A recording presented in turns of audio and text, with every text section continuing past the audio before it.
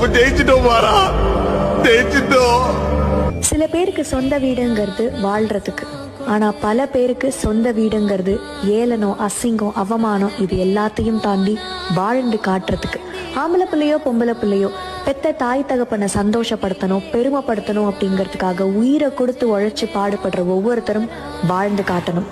அப்படி வாழ்ந்து காட்டுறதுக்காக கட்டப்பட்ட வீடுதான் இந்த வீடு. பஞ்சபூதங்கள் யாவும் காதலின் அடிமை, நாட்கள் 7 காதலின் கிழமை, 9 கோள்களும் காதலை சுற்றி வரும்.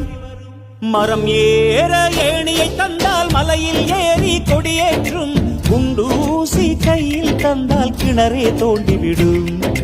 வெறுங்கல்லை வைரக்கல்லாய் காதல் பார்வை மாற்றிவிடும், வெந்நீரில் விட்டால் கூட காதல் மீன் நீந்தும்.